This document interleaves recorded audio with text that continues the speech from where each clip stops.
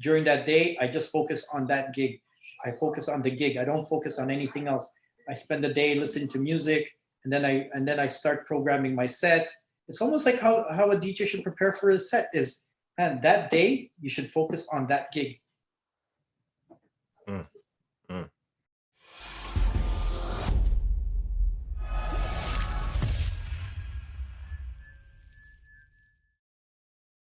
All right, Yeah. so today is January 15, 2021. Who are we speaking with? Jojo Flores. I hail from Montreal, Canada. I've have a record label called Got Soul, as you know, because we've been friends for the longest time.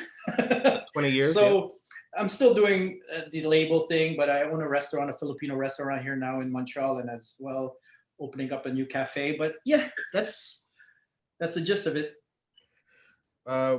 Where were you born? Wow, I was born in the Philippines. What part? It would be in Pangasinan, Dagupan area. It's north of Manila, 4-hour drive. It was a 4-hour drive when I went there. So yeah, it was a province north of Manila. So yeah, I left when I was 6 years old. Do you remember it? Not really, not really. Yeah, And you landed in Montreal. I landed in Montreal. Yeah. Wow. Talk to us about growing up as a child. What was music a part of your family life? And if so, what kind of music? Okay, so music was a huge part of my family life because growing up, my dad was DJing for the Filipino community. And he did a lot of weddings, association parties, Filipino association parties. So I was at the age where I can help him out, load up the car, set up the equipment. And then he would take me record shopping with him. So I would go to like the record stores, at that time he was buying 45s, albums and 45s, crazy. And so I remember taking trips to the record stores with him, picking out records. And then I basically taught myself how to DJ, and he started putting me on to cater to the younger crowd that was going to those parties, right? So I started doing sets for him while he was like during his gigs. And my sister, who's 2 years older than me, she was listening to a lot of mixtapes from New York. So I would hear a lot of WBLS, Kiss FM, Red Alert, I think Chuck Chill Out, like all those DJs from back in the day that were rocking. Back then I think it was like 80, I would say 81, 82, even before that. But yeah, because Montreal's pretty close to New York. We had a lot of friends that would have family that lived in Brooklyn, and they would drive to New York. And the thing to do was to record the radio stations back then.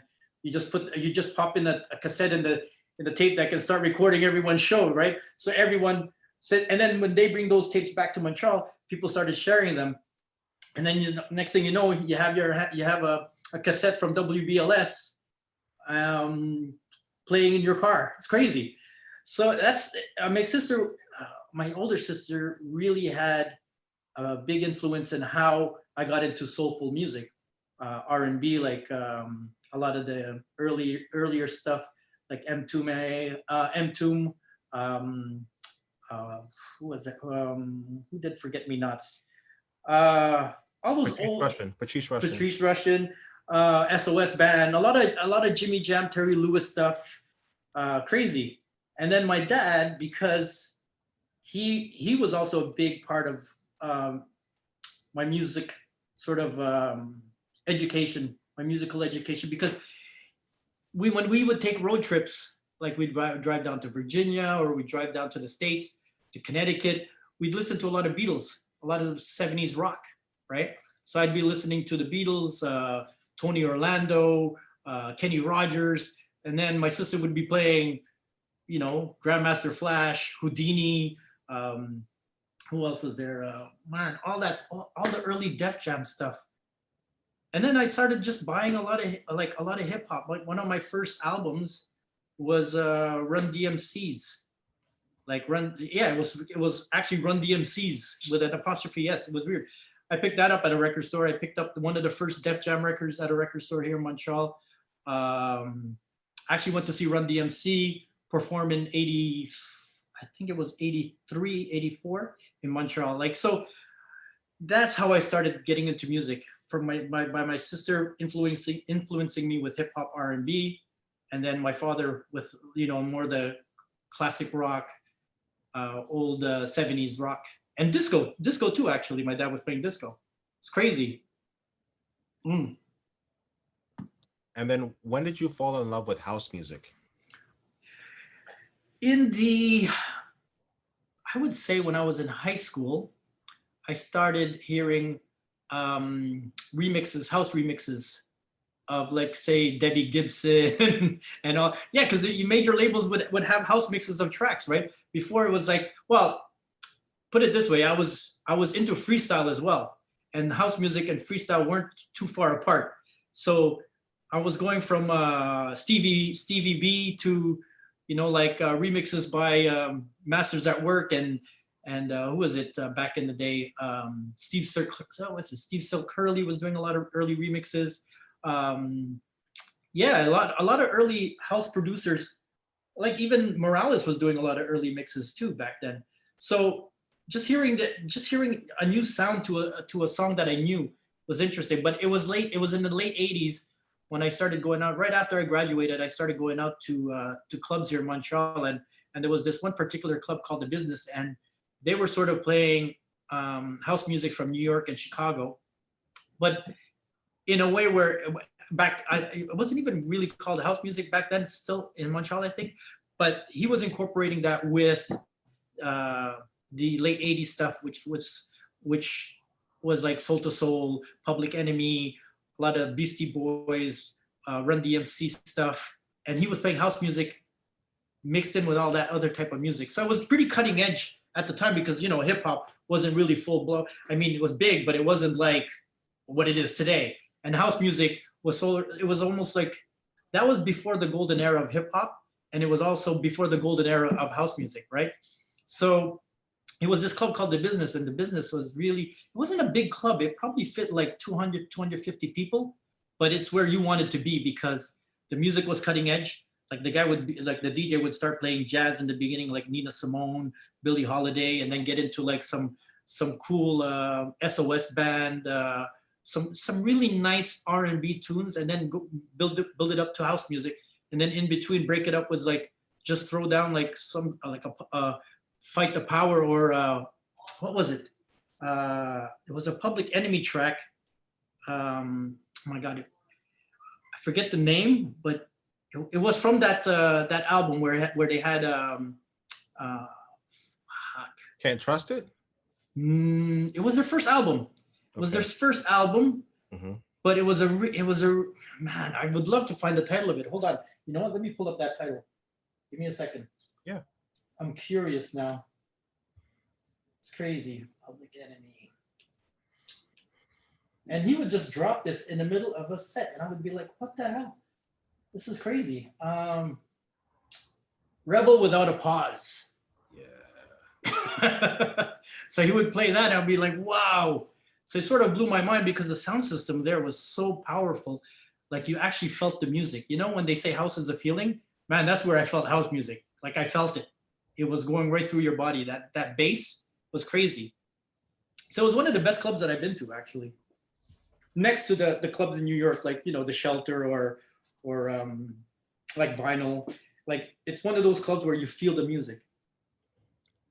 Talk to us about the transition from going to the party to being the party and becoming the Jojo. You know what?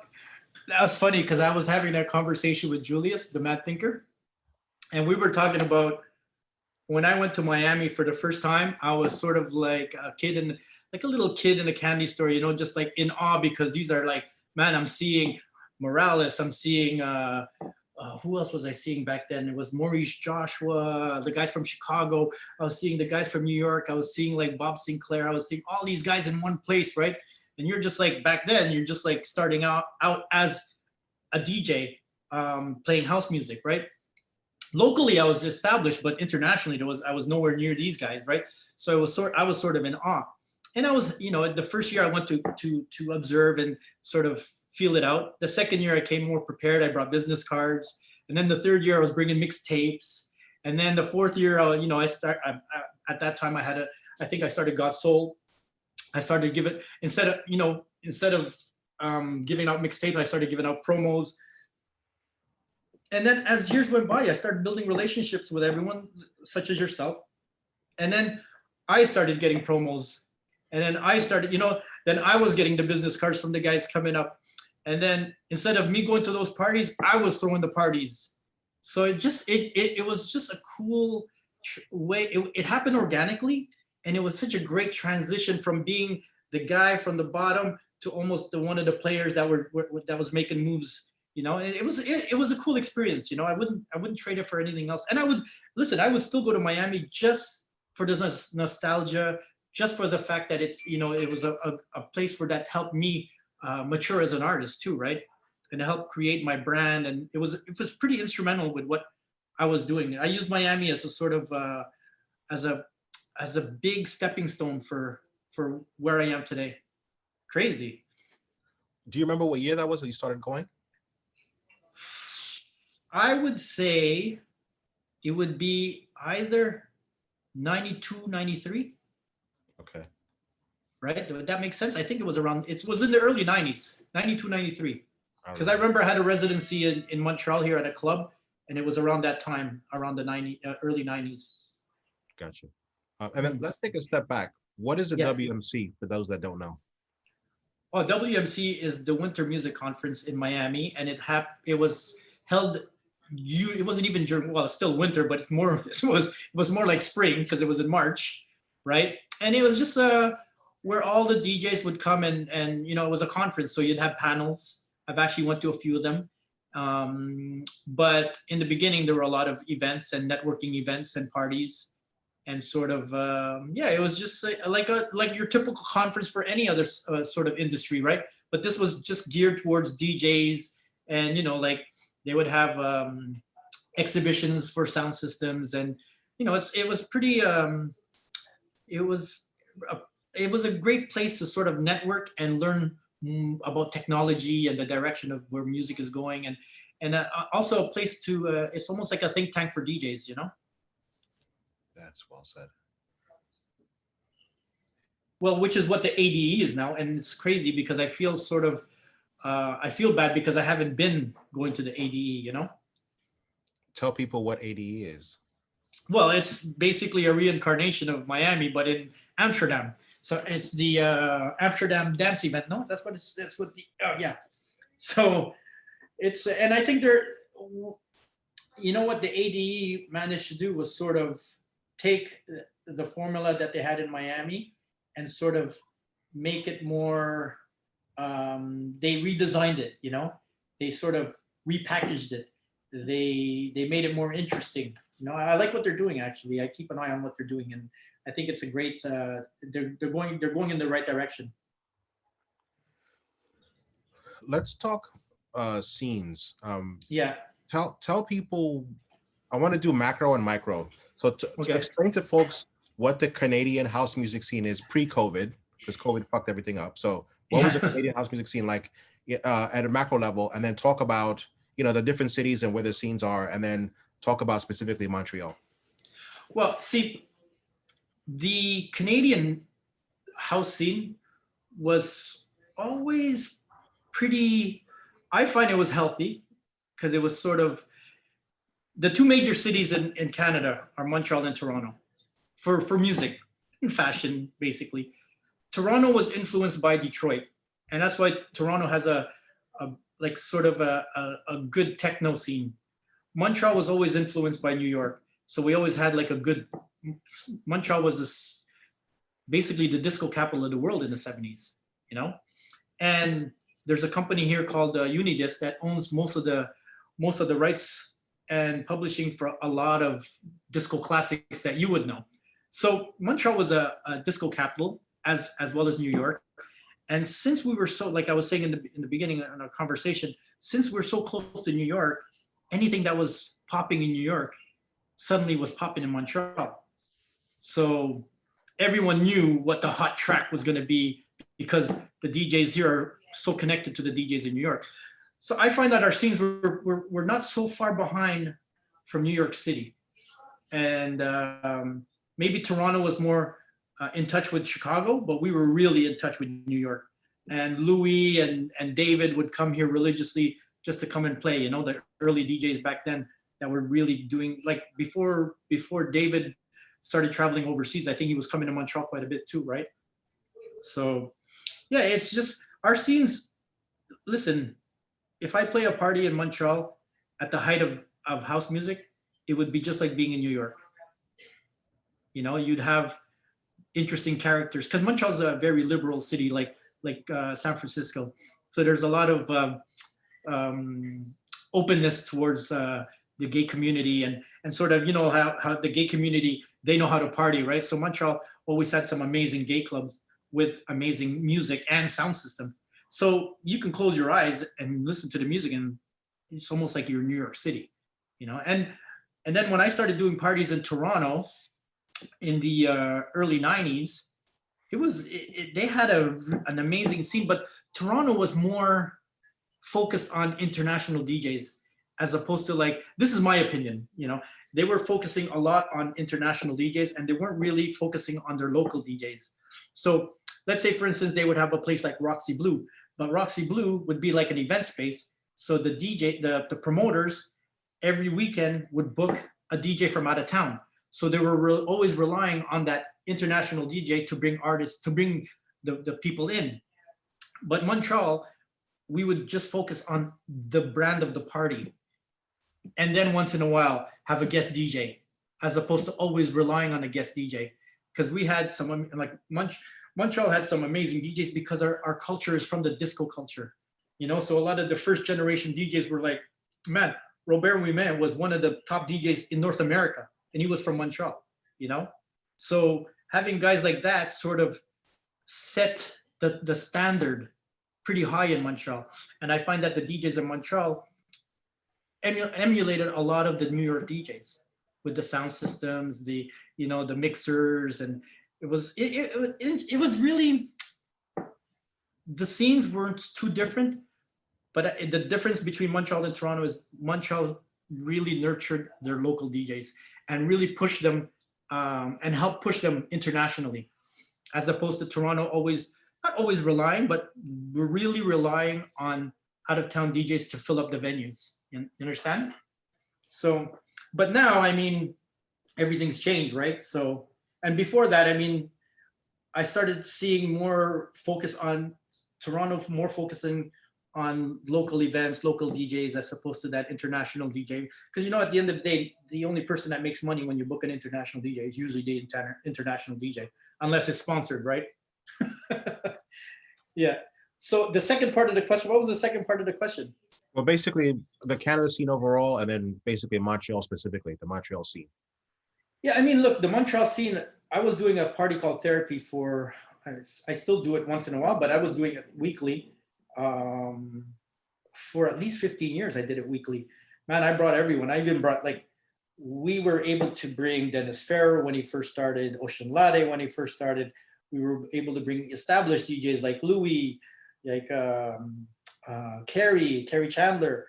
I was the first one to bring Blaze to Canada, you know, and that was a big thing because Kevin and Josh weren't really touring because they weren't really performing. They were usually just banging out music, beautiful music, but they weren't really touring. So for me to get them, and I remember Kevin when I had a conversation with Kevin, and I remember that event because I brought Kevin, I brought Blaze and Jody Wadley at the same time. Crazy. So, like, we were able to achieve that sort of connection because of the years that we put in and the fact that the party had a good reputation, you know. But Kevin told me, he goes, Jojo, I just gave you that price because he charged me a lot to book them, right? Because I gave you that price to see if you were able to manage it and go through with it. He goes, you've succeeded. You've over. What did he say? He said that he was surprised that I was able to pull it off, you know. So yeah, I mean, we were always Got Soul, and the Therapy Party was always a big player in the Montreal scene because a lot of guys weren't really pushing soulful or deep house. They were more into like techno, big room, you know. That's where the direct, like we have Stereo, which is one of the best clubs in North America. We had a club called Sona, but those were all after hours. And you know, when after hour clubs, it's not like New York after hour clubs. This is more like, okay, man, you're gonna do drugs, you're gonna stay up late in the morning, and the kind of drugs you're taking depends on how hard. Well, the kind of drugs you take depends on how the music is going to be played. It's crazy. The drugs dictate the kind of music that's going to be played in clubs. Crazy. Talk to us about the what's the scene like in Vancouver? Is there a scene in Vancouver? Yeah, Vancouver, you know, okay, so here's my take on Vancouver. It is not to diss Vancouver. I think Vancouver has a healthy scene. It was just a smaller scene because Vancouver is pretty far from New York and Chicago, right? And I find back then, because of the way we communicated, it wasn't as it was harder to stay in touch and to stay to keep your ear to the ground on what's happening in these cities. Like New York was the center of music, and New York and Chicago was the center of house music, right? So I find Vancouver sort of the culture, the house music culture. Now, when I'm talking culture, I'm talking about the way people dance, the style of dance. You know, like if you go to Shelter, you'd see people twirling and the baby powder, and you don't get that in Vancouver. You don't get that sort of vibe in Vancouver. You'll get people dancing, but they're not really dancing. They're not really like feeling it, you know? Montreal and Toronto, people would feel it. They would feel the music. Like, that's what I was saying, man. If you close your eyes and you're at one of these parties in Montreal and Toronto, you feel like Toronto had a club called Twilight Zone. Twilight Zone was one of the best clubs in Canada at that time, you know? And they were playing all the early Chicago stuff mixed in with, it's really like how, I guess I've never heard Larry Levan play, but I've heard, you know, I've seen the playlist and I've seen like what the records that he broke. So Twilight Zone was that kind of place, you know, where they were playing really eclectic soulful music. They would be playing like Talking Heads with or the early Chicago house sound, like from DJ International or Trax Records, like all that stuff was being played with all these classic, like, you know, Doobie Brothers and stuff like that. It's crazy. I actually miss that type of programming because, man, good music is good music. I don't see why you can't play a dope trap song that has like real music with house music, you know, because sometimes the tempos are not too far off, right? So yeah, I mean, listen, it's Montreal, the other cities like Calgary, Edmonton, like every city has sort of their own little scene, and there's certain players. There was a guy named DJ Rice in Calgary that had a Sunday party going for so many years, but that was like their shelter. That was like their body and soul. You know what I mean? These cities had their sort of weekly interpretation of, you know, shelter or body and soul. So it's cool. I mean, you know, some of the elements are missing, like the amazing sound system or the wood floors, or, you know, some of those elements are missing, but, you know, at least they're still giving some sort of experience that's similar to what they would get if they went to New York City, you know? Let's talk about DJing. Yeah. Are there too many DJs? There are too many. There's too many bad DJs. There are not too many good DJs. So I don't know if I answered that in a politically correct way, but there are a lot of bad DJs and there are not too many good DJs. Now, for me, like, if you ask me what is a good DJ, I'm going to say, well, I respect a DJ that respects the art. Meaning, you know, they could take their setup and hook it up by themselves. They know their equipment, like it's like a doctor knowing his equipment or like a mechanic knowing his equipment. They need to know their equipment. They need to know what the basic elements are in mixing a track. They need to, you know, I find that a lot of DJs, they skip that A, B, C, D. They'll start from D and go, like, you know, they'll skip those basic steps that need to be learned and respected. So I find that a lot of DJs don't like. I have students, and the first thing I teach them is, okay, I'm going to teach you so that you don't use your eyes. I want you to use your ears. A lot of DJs now use their eyes. So I'm like, I'm going to teach you how to DJ with your ears so that you know how to mix everything on any sort of medium. Most guys can't mix on turntables because they don't know how to use it. But that for me is sort of like, man, how could you be passionate about something if you don't even know how to mix on a turntable? You know, like you have to embrace the past if you want to sort of have a solid foundation. And I find a lot of DJs don't have that solid foundation. I think that's the key word, foundation. They don't have the solid. Man, I would go to New York just to listen to DJs play and watch them. The time that I was able to watch, like when I first started going to Body and Soul or Shelter, man, I wouldn't even try to step in the DJ booth, But once I was able to sort of make a connection with Joe or with Danny or with what's his name, Francois. John Davis, because of Miami, they're like, yo, Jay, come in the DJ booth. And I would just stay in the booth and watch these guys, because of their history and their knowledge, man, these are guys I respected because they're sonically, they care about how everything sounds. They care about the music that every song, because there were three of them, each of them had to pick a song that was like dope. They couldn't pick any fillers and sort of like, okay, you know what, I'm just going to play it. And man, if that song is not dope, it's sort of like people are going to be like on the dance floor looking at the DJ booth, right? But so when I was able to get into the DJ booth, I would just watch these guys and see what they're doing, man. And this is why now I like, in my home setup, all I use is rotary mixers. You don't see any like Pioneer mixers with faders and stuff. I like, because I do that in the club, I don't need to do it at home. I could do whatever I want at home because I want to embrace the other way of DJing. I just don't want to DJ a certain way, Like if I can, I think one of my goals is to actually learn a bit more of the turntablist part of DJing, But I'm open to that, Just like a turntable should be open to playing house music or disco. Just like a house DJ should be open to like being able to scratch or being able to like beat juggle, What mixer is that right behind you? I love that mixer behind you. This is a custom built mixer from France. It was Jerome. I think DJ Deep had a bit of he helped with the design, but it was Jerome who built it. I don't know. It's actually numbered, but the number that he wrote on it is sort of all faded now because it's pretty old. But it was a numbered mixer, right? And I actually had it custom designed with Keith Haring on top of it. I don't know if you can see it, but it's all the Keith Haring sort of figures dancing on top of it. So it's pretty dope. Yeah, and I like it because it's got the isolator. It's got the, I prefer mixing house music with a rotary mixer.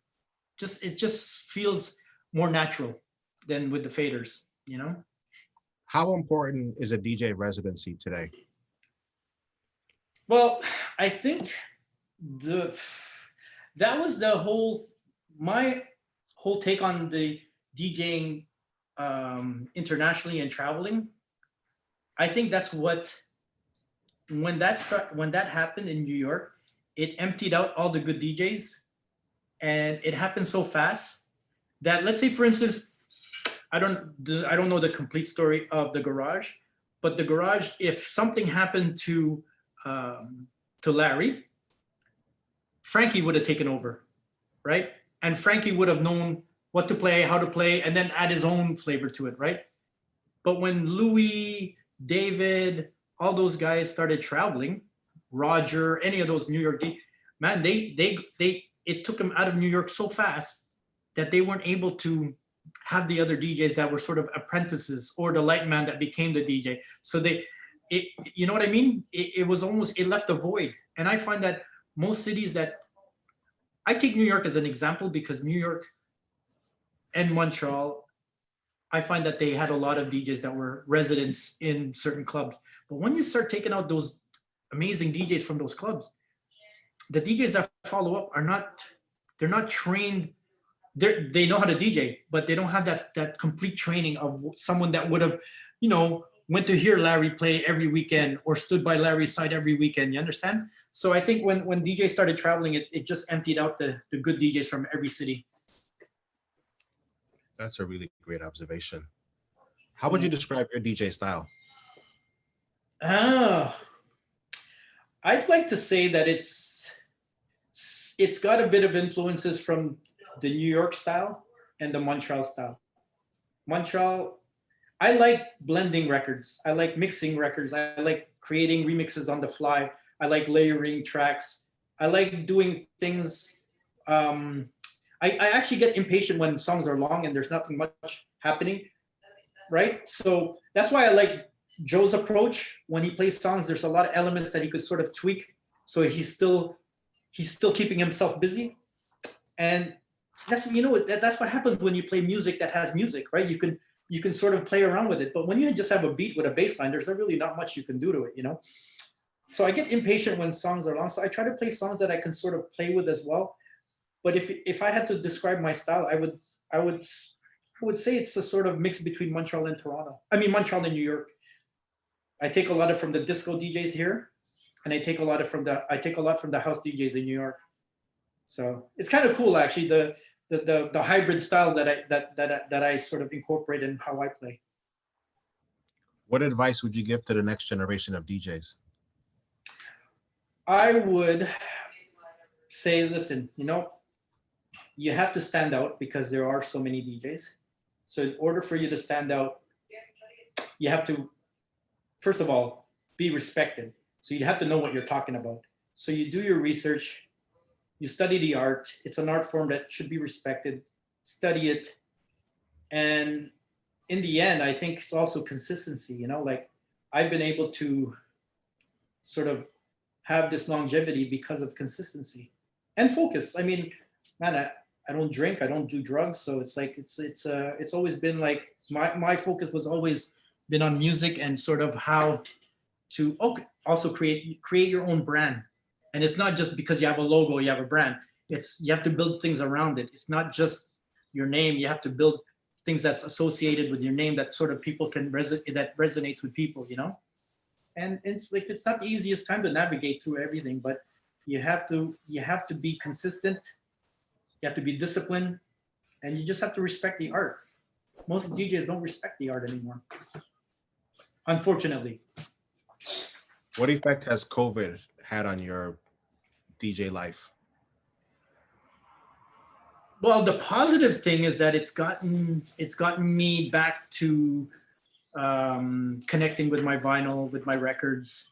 It's keeping, you know, like you get complacent sometimes. When before COVID, we were going 100 miles an hour. And then when you go 100 miles an hour, you miss out on these little things that you used to do. Listen to records, just play a record, organize your records, research music. You're like, you know what? I have a regular gig every week. I do my gig. I add music here and there, but you're hearing the music, but you're not listening to the music, you know? And I find because of COVID, I was able to sort of reconnect with my old music. And when I spend time, because I still do a lot of shopping online for music, believe it or not. Like as if I was still going to a record store every Thursday or Friday, you know? And I'm able to sort of take more time and sort of organize my music. Because like I said, I also curate music for restaurants and bars like that. So I'm buying like all kinds of music, jazz, disco, dub, all kinds of music. And it's sort of given me the opportunity it's given me the time and opportunity to organize it and get to know it better. And I'm discovering a lot of new music, a lot of new artists too, which I probably wouldn't have if I was still going 100 miles an hour. Talk to us about vertical integration. You went from being a DJ and throwing a party to owning a restaurant, possibly building a cafe. Yeah. How did that come about? And then how did that change your business perspective, if at all, in terms of how you gig or how you book talent, or, you know, even throwing the therapy party? you know? Yeah. How did that change your perspective, if at all? Yeah, it's definitely changed it. I mean, the restaurant happened organically because my goal was to actually open a cafe with my brother, but the venue the location I found had a kitchen. So my brother and I decided, well, if we had a kitchen, let's just open up a restaurant and we'll do the cafe thing after. So we ended up going with the direction of Filipino food because I found that Montreal did not have a Filipino restaurant downtown and it wasn't well represented. And it was also, I think it was a good time for Filipino cuisine because it was getting a lot of hype from Anthony Bourdain, a lot of I think Obama's chef was Filipina. One of the top chefs in Asia was a Filipino woman, so we were getting a lot of momentum and I think the timing was right.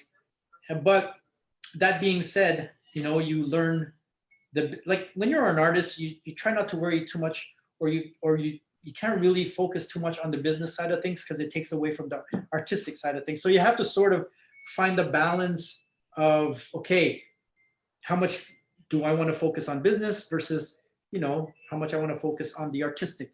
So it was a real, having the restaurant and having my sister, who's been very helpful with that, and my brother, it's sort of like, it wasn't taking too much of my time, but it makes you realize, the profits and losses, you realize, okay, what goes in, what goes out. And when I book myself at venues or gigs, I know, like if I'm playing at a supper club, man, I know what their bottom line is. And, you sort of have to take that into consideration now, as opposed to back then, you're totally oblivious to it. And you're just like, okay, you know what? I'm going to charge you $5,000. I don't care if you make money or not, or I don't even know if you're going to make money or not, But now it's like, man, I understand where you're coming from, because I had my own party, I know at the end of the night, okay, man, if I have to pay a DJ X amount and the door is only making this much, I end up losing money that night. Or there's not that much money to go around after the party's done because you have staff to pay, you have, the promotional items or the assets, the flyers, all of this, all these little things, they add up, right? So I've learned that when I play for other people, and they put their money where their mouth is, and they make that investment and they take that risk, I'm more aware or sensitive about it, And I think more DJs should sort of have their own business or own their own club or do their own parties. And then it would make them realize that the profits are not as crazy as most people think. Because your party is packed doesn't mean you're making money. It could be an amazing party, but at the end of the night, sometimes you break even because the artist cost too much, or the venue was charging too much, or you're not getting the right returns, or you didn't make the right deal. But it doesn't, a packed house doesn't translate into like bags of money, Tell everybody the name of the restaurant. Junior Filipino. Junior. So we call it Junior because a lot of Filipinos name their son after the father. Right? Love it. And it means the same thing in French. So it worked out. Tell everybody about the Got Soul brand. Yeah, it started in 2000, and it was the help of Ocean Latte. I had brought Ocean Latte one time to play in Montreal. I actually met him at, where was it? That open air venue in Miami, where Louis used to have his parties. Opium Garden? Yes, Opium Garden. So it was at Opium Garden.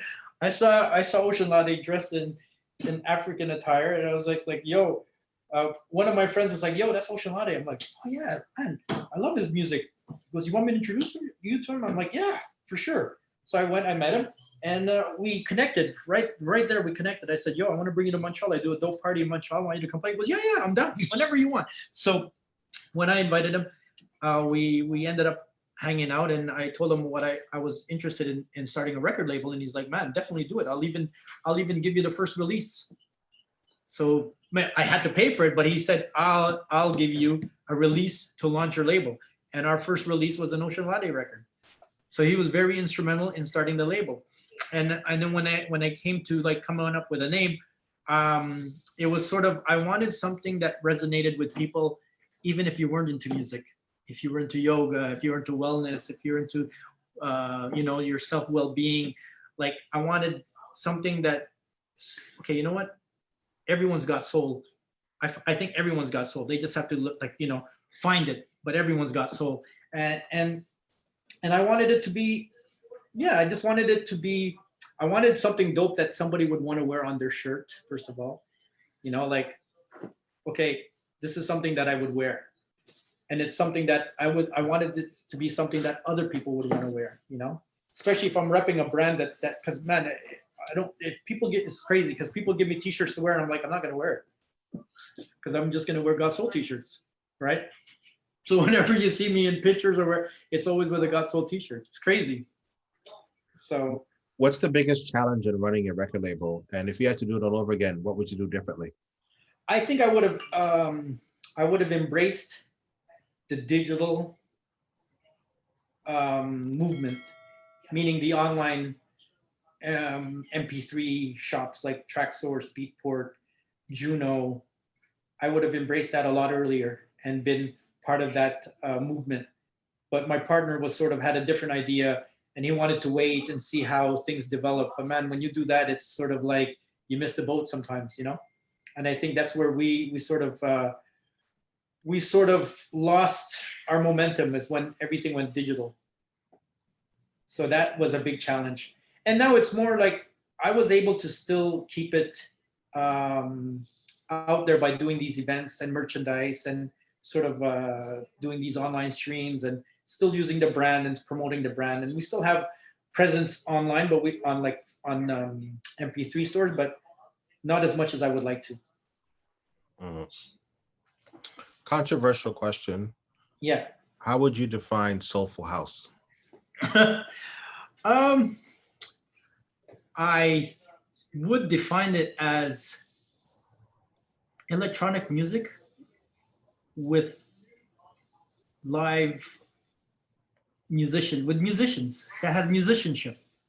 That listen, if a track is just made solely with beats and synthesizers and stuff, like I would consider that deep house. But soulful house, it could be like a soulful vocal, it could be a nice guitar solo, it could be a piano solo. As long as for me, it just has to have music, like musicianship, There's got to be a song. Soulful house for me has to be a song. It doesn't have to be a vocal song. It could be like a song written with instruments, It has to have it has to have songwriting in it. Not just like, okay, you know what, I'm going to put the bass line here. I'm going to take this and put it here. It's not just arranging music. It's actually writing music. That's what I think soulful house. That's what it is for me. How do you balance fatherhood with DJing life? Oh, yeah, that's a good question. Well, the arrangement I have with my ex is that my son stays with me during the weekday. And then when I'm gigging on weekends, he's not with me. So it's sort of a nice balance. And I know it was hard in the beginning because when I was traveling, at the height of my travels, I was gone like half the month I was gone.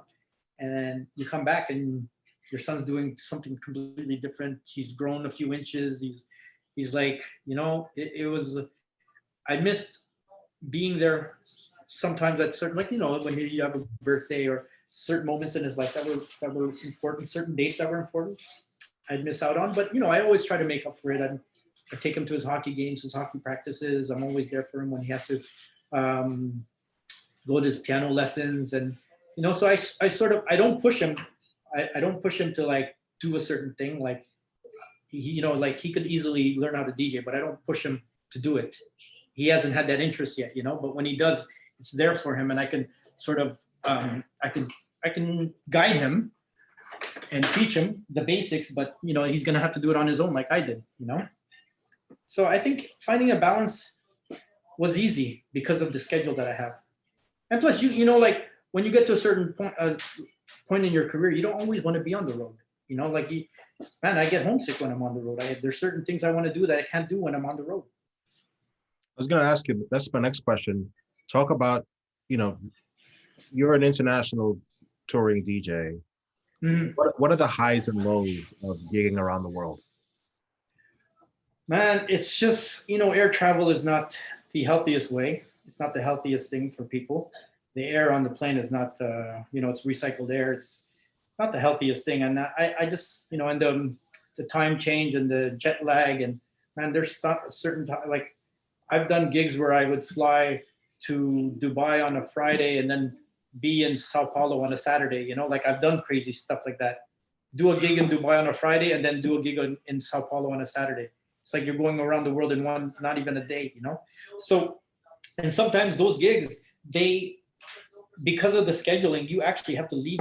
You have to arrive from the airport and sometimes go straight to the gig, or vice versa. You finish the gig, your bags are packed in the car. After the gig is done, you're going straight to the airport. I've done that many times, So it's not easy. It's like people, they you travel around the world, you get to see amazing things, meet incredible people. Yeah, those are the benefits, but man, there's the cons too, right? There's the fact that you're not getting much rest. There's sometimes you go to certain cities that are crazy and dangerous, man. I've been to Joburg a few times. That city is crazy. Like, people don't realize that it's not as glamorous as it seems. You have some parties are amazing and some they're not, and it's a humbling experience sometimes. And that's why when I approach a gig, I just don't have expectations. I say, okay, you know what? It's going to be another gig. I'm going to do my best. If it turns out great, amazing. If it doesn't, I did what I did. I did as much as I could to make it a good gig, When the gig is a bust, can you tell right away when you're walking into the gig, like, this is gonna suck, right? A, well, yeah. I mean, if you go to a gig and okay, go ahead, finish. And then B, usually what's the root cause of the gig sucking? Is it like lack of promo? They didn't get the right audience there? Like, talk to people about that. Okay, so I mean, sometimes it could be the promo, sometimes it could be the venue, right? Sometimes it could be the sound system. Like, for a good party to work, you have to have all these elements. It has to be well promoted, well attended. The venue has to be, there's got to be a bit of room for people to get around or dance. And then the sound system, man, if you don't have a good sound system, you just making it harder for the DJ to do his thing. You can't expect the DJ. It's like you're telling a chef to go cook some amazing food at your house. He's not going to be able to create what he wants to create if he doesn't have the right stove or the right pans or the right ingredients. DJs need the same thing. They need to have those tools, So you could tell right away if a party's not going to pop off just by the attendance, if it's a thin crowd. But at the end of the day, I still got to do my job. I've traveled so many miles to just go to do that gig. So the show must go on, right? As they say. So, but I like that. I read Rakim's book. I read his book the other day, and it was interesting how he prepared for a gig. He went through his preparation for a gig. He was like, during that day, I just focus on that gig. I focus on the gig. I don't focus on anything else. I spend the day listening to music, and then I start programming my set. It's almost like how a DJ should prepare for his set is, and that day you should focus on that gig. Do you have a favorite place to travel? A favorite, like, either party or city where it's like, you know what? I always love going to. Yeah, well, Greece was one of them because of just the beauty of the place, the environment, the beauty, the people. They love music. They're very musical people. They embrace house music. The guys that were there setting the Aquila, who was the DJ in Athens, he was actually living in New York, and so he would go to the shelter and knew Timmy and would bring that New York sort of flavor to Athens. And he was like the godfather of house in Athens.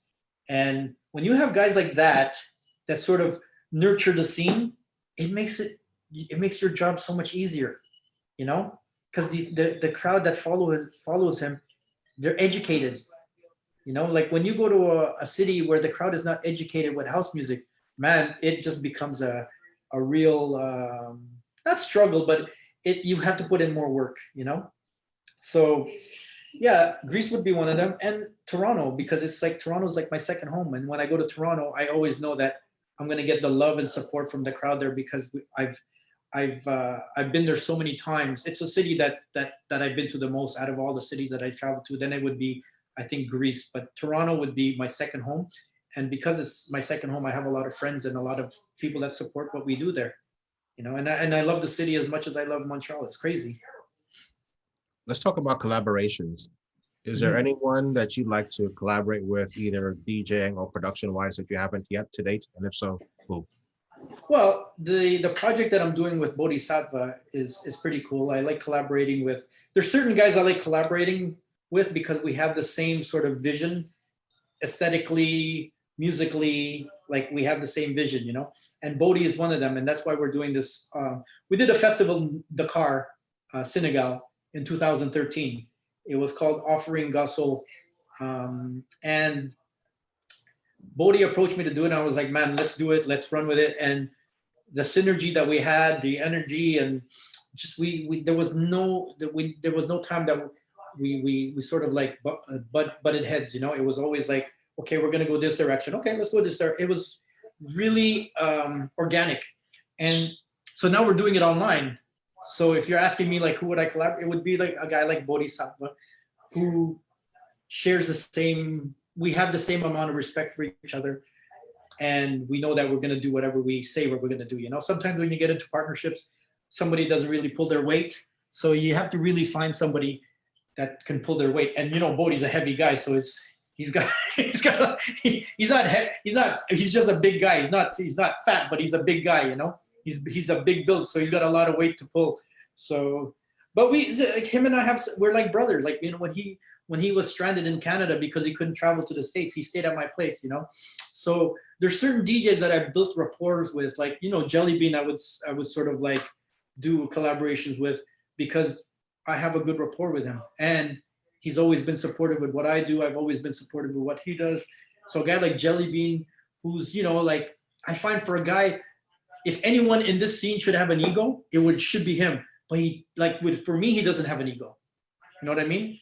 Coming from his sort of pedigree, man, I have a lot of respect for him actually. And even Tony Touch. Tony Touch is somebody that I would collaborate with because these are guys that are sort of like legends and pioneers in their own city. But they look at a guy like me and they have respect for a guy like me who's not even, close in terms of like what they've done in their career is not even close, but they respect the hustle that I have because they've seen it, they've witnessed it, they played for me, I've played for them, like Jelly Bean would book me to do his party. Tony has booked me to play Funk Box many times, and I wouldn't hesitate to do collaborations with those kind of people. So sometimes it's not who I would want to collaborate with. It's actually who I've collaborated with before that I've had like good energy with, because at the end of the day, it's about having good energy with people. Tell everybody what happened with your Facebook. Well, as I mentioned, when I was in the Philippines when this whole pandemic started, and I was going on tour right after that too as well. I was going to do the Bay Area. I was supposed to play at the end up actually during that tour. So I had the Philippines, then I was going to go to Jamaica for Little Ray's thing. Okay? Jamaica Frenzy. Yes, I was going to do that. I was going to do the Bay Area. I was going to do gigs in San Diego, Miami, Winter Music Conference. I was going to do I had dates lined up till September. And the pandemic started, and I was in the Philippines. And I remember they were going to close down the airport on a Monday, and that was the day I was going to fly out. So I'm like, I'm not taking a chance. I'm going to change my flight. It cost me $1,000 to change my flight to fly out on a Sunday. So I flew out on a Sunday just to make it before they closed down the city, Manila, or the country. So I came back home. I was like, okay, great. Now I have to quarantine for 14 days. So I told myself, okay, you know what? I've been doing my live streams for 5-6 years on every Thursday religiously at noon on Facebook and Instagram. I've been doing it every Thursday at noon, lunchtime. So I said, you know what? I'm home for 2 weeks. Let's just make the best of it. I'm going to stream every day, twice a day for 14 days. I'm like, that's manageable. So I did that. And then they kept extending the lockdown. They said, okay, you know what? It's not going to be 14 days. It's going to be this. So it kept going. It kept going. And I'm like, okay, you know what? I'm the type of person when I commit to something, I follow through with it, right? So I'm like, okay, I'm just going to keep going with this then until they let everyone, or they open up the clubs again, or they open up my places of work, wherever I was gigging at the time. So I'm like, okay, I'm just going to. So 50 days later, we're still locked down and clubs aren't open. And they said, okay, I'm going to keep doing this for, like I said, till they open up again. So I was so tired because I was doing twice a day, at least an hour and a half each set. So 50 days, 100 shows later, I decided, okay, I'm going to take a day off. I remember it was a Wednesday. I'm saying, okay, I'm going to take Wednesday off. So I took that day off just to not to do anything, no streaming, no music, nothing, and refocus. And then the day after, I started doing another 50 days straight of streaming. And then it got to a point I started being creative, and I said, you know what, I'm going to invite Shortcut from San Francisco. I'm going to invite my friend Christian Hernandez from the Philippines. I'm going to invite my boys in Sao Paulo. I'm going to invite my friends in Hong Kong. I'm going to invite my guy in Edmonton. And so I started on Thursdays, instead of being a lunch hour thing, it became like, okay, from noon till 7-8 o'clock at night. And I had Barcelona. I had, where was it? There was another, Italy. I had Italy in the mix, Barcelona, Paris, like crazy. So when I was streaming that whole time, I got a message from Facebook. You know, I used to get messages like, okay, this song is it's owned by Warner. Warner usually gets, they usually flag a lot of music because most of the music's signed to Warner. I take it. So I would get these messages and I would ignore them because they were just like, okay, you know what, we're gonna mute this part of the broadcast, or we're gonna take down this stream.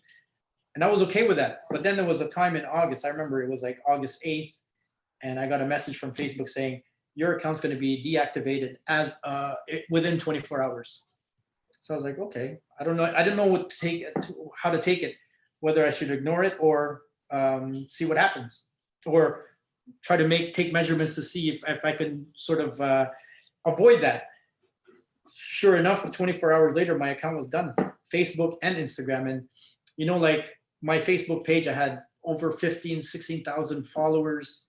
And then on my Instagram, I had at that time, I think I had 12,000 followers, so I sent a request I sent an appeal. And because of COVID, they sent back a message saying, yeah, listen, it's going to take a bit longer because of the situation now. And it's been since then that I haven't had my Facebook account. So that actually made me realize, okay, you know what, I need to take a little break from it. So I took a month and a half off. And till now, I still don't have my Facebook. I started an Instagram account, and I had to start from scratch. So that didn't really, that wasn't a pleasant experience. And now I'm just focusing mainly on Twitch, like most the other DJs. And I was still doing Twitch at the time too, because when I was broadcasting, I was simultaneously on Twitch, YouTube, Facebook, Instagram, and Mixcloud. So now I just focus my energies on platforms that allow you to broadcast without, having to worry about copyrights. Yeah. Crazy. Wow. I would they got me good. I would be devastated. Mm-hmm. And the last question is, yes, what's next for Jojo Flores? Well, the interesting thing for me is the cafe, because I want to build an audiophile cafe. Still have, like, even my restaurant still has a big music DJ element to it. I have a DJ booth set up with a rotary mixer, and that's at my restaurant. I have pretty good speakers actually in the restaurant. But the cafe is going to be a different story. It's going to be like real, like an audiophile cafe, custom built speakers like my coffee machine is like $30,000. So the coffee is going to be like Peter, man, you live in San Francisco. Coffee is important in that city. What was it, Blue Bottle? I remember when I did the last tour I did in San Francisco, I went to because I usually play in San Jose as well, and I went through like a few coffee places like Blue Bottle. There's another one, man, I forget, but there's some really good ones in San Francisco. So the coffee part of it is going to be as amazing as the music and the sound, the sound system part of it. So I've already started soundproofing the place, putting panels up to absorb the sound because there was a lot of echo. So there's a lot of little things that are going to make this place sound amazing when it comes to listening to music. So I want it to be like a nice listening cafe, which is what they're doing now in Tokyo and London, New York.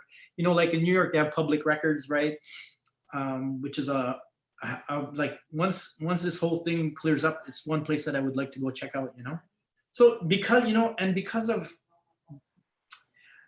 was fortunate enough to travel all over the world, it gave me ideas of what I can do here and what you know, some interesting ideas that are not yet here in Montreal. So it's crazy. I think that's going to be my focus. And then, you know, I want to pivot the label and start doing interesting stuff, doing collaborations with companies that sort of that see me as a good fit for their company. Like I might be doing this project with Davidoff, where I pitched them an idea to do like a mixtape on vinyl.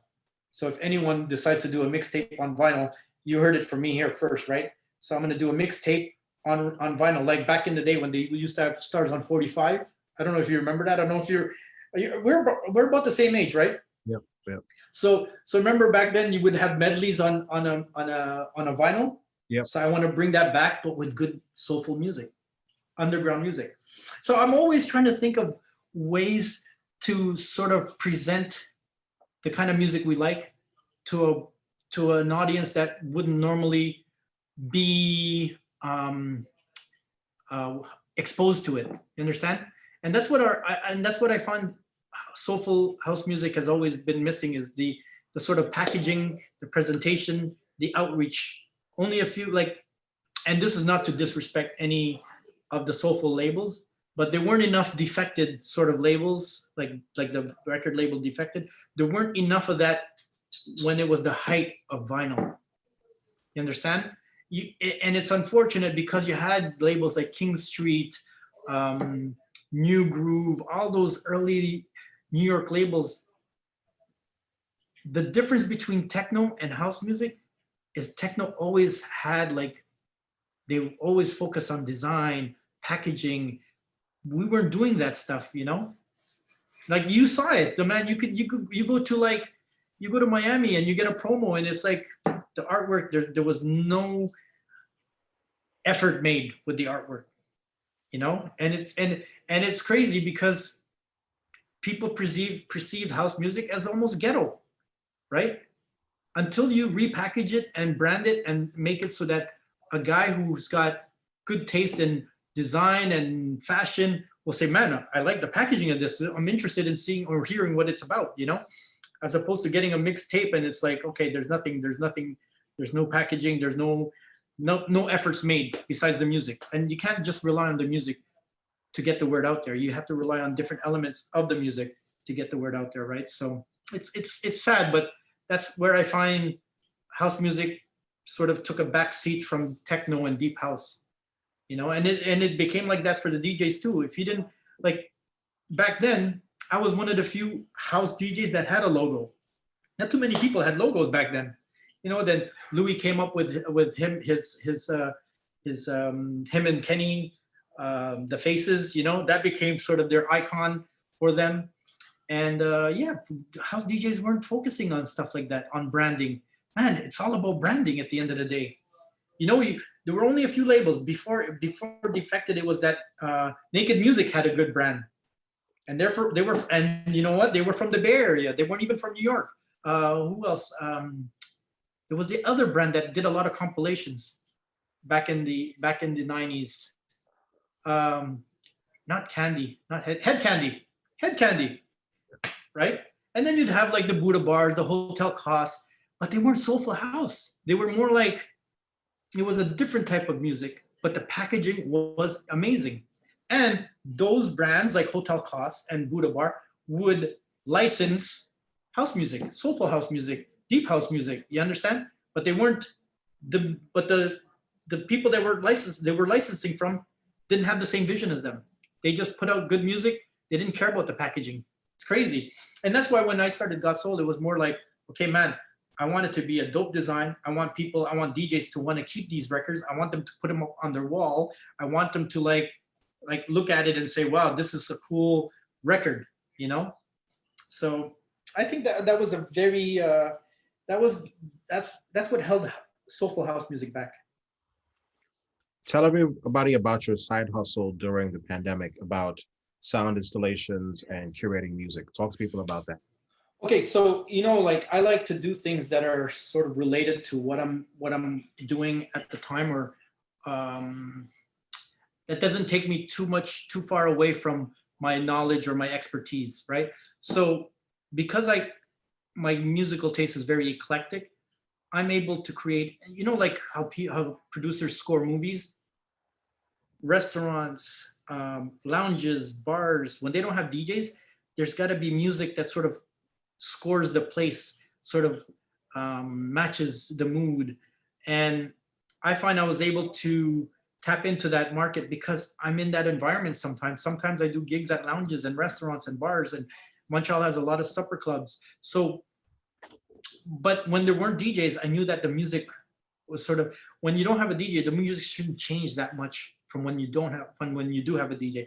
So I was sort of like trying to fill that gap when they don't have DJs. So I started curating music for the Four Seasons, the Fairmont Queen Elizabeth here, and then some other high-end restaurants. But in order to play good music and for that music to be sort of translated to the environment, you have to have a good sound system. And unfortunately, most of these places, they sort of miss that part of the design. And I think having the sound as part of the initial design is important, because you need to know where to put the speakers. You need to know where to put the subs to match the design of the place, especially if they're spending millions of dollars building the place, right? And I think if you're gonna have a high-end place, everything should be high-end. The music should be curated high-end. The sound system they have should be high-end. Everything should complement each other. And a lot of places weren't focusing on that element of the senses. When you go to a place, all your senses should be sort of satisfied at a certain level. Like they should all be at a certain level. Like one should not be at 10% and the others at 100. Everything should sort of be on the same level.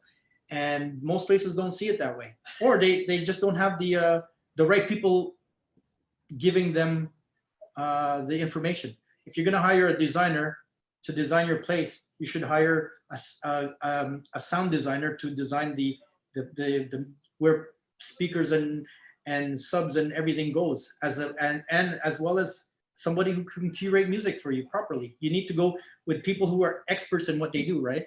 And I think that's the approach that most places don't take that approach. They say, okay, you know what, we're going to hire a designer, design the place, and then everything will fall into place. It doesn't work that way, unfortunately. Awesome. So, thank you so much. Have a great weekend, and we'll be in touch. Thank you, brother. Right. Take care. Have a great day. Have a great weekend. Peace. Yeah, you too. Peace. Right. Bye-bye.